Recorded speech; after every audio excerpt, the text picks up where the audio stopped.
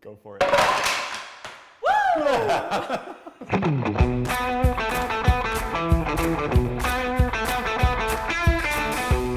Today on Well Built Home, Stephan's going to show us some of the most common types of wood products you'll find in a kitchen.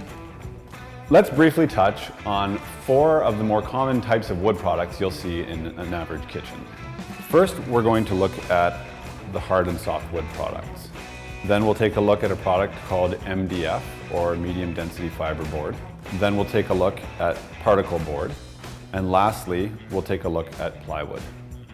Even as a professional, it can often be difficult to walk into a kitchen, look around, and know what types of products were used, because so often, as you can see, they're all painted. But why don't we take a look at the materials, and then I'll show you a few tips and tricks that you can use to determine what types of products were used in the kitchen. This is hardwood.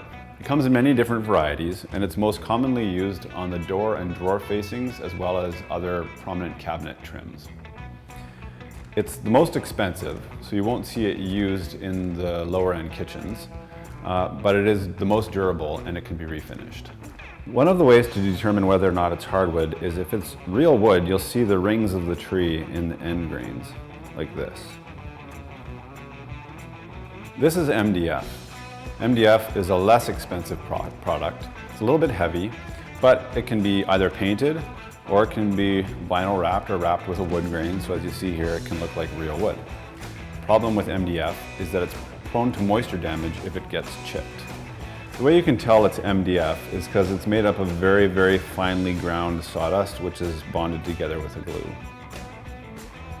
This is particle board. It's similar to MDF in that it's made up of ground up wood, but the wood pieces seem to be a little bit bigger. It's also wrapped in vinyl in this application.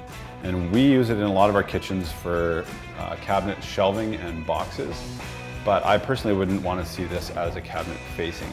It can be wrapped in wood veneers to give it that wood look, but it won't stand up to heavy use. This is plywood. It's a more expensive, higher end option than either the particle board or the MDF, but not quite as expensive as the hardwood. Plywood is often used for shelves and cabinet boxes in higher end homes because it's light and durable. The thing I personally love about plywood is just how exciting it is. I mean, whose face doesn't light up when you talk about plywood? Hey Andrea. Yeah. There's gonna be a test on this, hey? Oh yeah, no, I've got this. I'm a housing professional. Oh yeah. You tell me. Plywood, because I can see all the layers. Particle board, because I can see all the compact particles.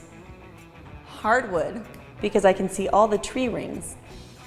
MDF, because I can see all the small and compact fibers. Nailed it! What a great student. Materials are an easy place for a builder to cut a few corners without their client really knowing. And it makes a big difference to the longevity of your kitchen. If good materials were used, your kitchen will last a long time. And if you're paying a lot, you want your kitchen to last a long time. And if you can't tell by looking at the kitchen, then start asking. Ask your realtor. Yeah, you can ask your realtor to check out who the builder was, check out who made the cabinets, and even check the cabinet maker out online or give them a call and see what materials they used if the materials were all painted and you can't quite tell. This is particle board and this is maple. Particle board is fine if that's what you're paying for. But if you're paying for maple, you want to make sure you're getting maple. Because you only get what you pay for if you get what to look for.